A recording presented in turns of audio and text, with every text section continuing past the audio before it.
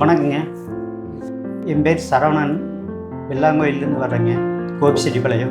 வணக்கங்க. என் பேர் செலியனுங்க. கோபிச்செட்டிப்பாளையம் பக்கத்தில் வெள்ளாங்கோயில்னு ஒரு ஊர்லேருந்து வந்திருக்குறேங்க.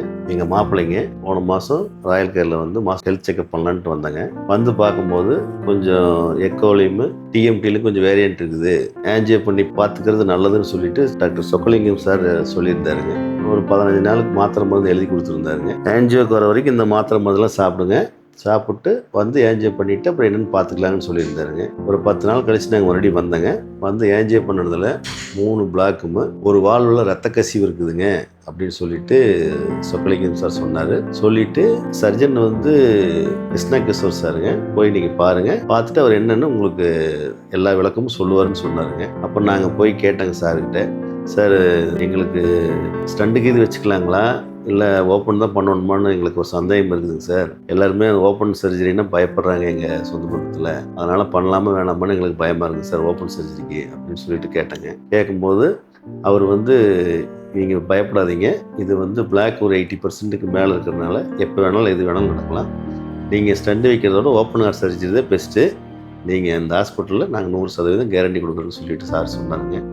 அதுபோக சிஇஓ சார் மணிசெந்தில் சார் கூப்பிட்டு சொன்னாருங்க, ஒன்றும் பிரச்சனை இல்லைங்க சார், நீங்கள் பாருங்கள், பார்த்துட்டு முடிவு பண்ணிவிட்டு சொல்லுங்கள் அப்படின்னாங்க. இங்கே வேணால் செகண்ட் ஒப்பீனியன் கூட போங்கன்னு சொன்னாங்க. அப்புறம் நாங்கள் எங்கேயுமே போகலிங்க. இந்த ஹாஸ்பிட்டலினுடைய அவங்க டாக்டர் சொல்ல வந்து 100% கேரண்டி, நாங்களாச்சும் நீ சிறப்பாக பண்ணித்தரேன்னு சொன்னங்காட்டி நாங்கள் வந்து வேறு எதுவுமே யோசிக்கலிங்க. அடுத்த நாள் ஒரு நாள் விட்டு அடுத்த நாள் வந்து அட்மிஷன் ஆகிட்டுங்க. அதேமாதிரி ஆப்ரேஷன் வந்து 3 to 4 hours ஆகும்னு சொன்னாங்க. எங்களுக்கு வந்து அதுக்கு முன்னாடியே 2 hours முடிச்சு 8:30 கூட்டிகிட்டு போனாங்க. 10:30 மணிக்கு டாக்டர் எங்களை கூப்பிட்டு நல்லபடியாக பண்ணிவிட்டேன், நீங்கள் இன்னும் 2 மணி நேரத்தில் கூப்பிடுவாங்க, நீங்கள் போய் பார்க்கலாம், நல்லபடியாக கவனிச்சிட்டாங்க. அடுத்த நாளே எங்களை வந்து வார்டுக்கு ஷிஃப்ட் பண்ணிட்டாங்க. கிட்டத்தட்ட 2 நாள் ஐசியூவில் இருக்குன்னு சொன்னாங்க. எங்களுக்கு அடுத்த நாள் ஈவினிங்கே எங்களுக்கு வார்டு ஷிஃப்ட் பண்ணிட்டாங்க. நல்லபடியாக இன்சூரன்ஸில் ஆகட்டும், மெயின்டெனன்ஸ்லேயே ஆகட்டும், அந்த ஃபுட்டில் ஆகட்டும் எல்லாமே அவங்க நல்லா பார்த்தாங்க. ஃபர்ஸ்ட் ரிவ்யூக்கு வந்திருக்கிறோம், வந்ததையும் வந்து டாக்டர் பார்த்துட்டோம், ஸ்டிச்செல்லாம் எடுத்துட்டாங்க, எந்த காயமெல்லாம் நல்லா இருக்குது, நீங்கள் ஒரு மாதம் ரெஸ்ட் எடுத்துகிட்டு வாங்க, அப்புறம் மறுபடியும் பார்த்துக்கலான்னு சொல்லிட்டாங்க.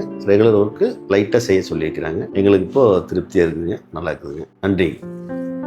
வணக்கங்க. என் பேர் சண்முகப்பிரியா. எங்கள் வீட்டுக்காருக்கு தான் ஆப்ரேஷன் பண்ணேங்க. வர்ற அன்னைக்கு ரொம்ப பயமாக இருந்துச்சு. எல்லாம் நல்லபடியாக ஆப்ரேஷன் முடிஞ்சு இப்போ நல்லா இருக்கிறாரு, ஒன்றும் பிரச்சனையும் இல்லை. ரொம்ப தேங்க்ஸ் ராயல் கேர் ஹாஸ்பிட்டல்.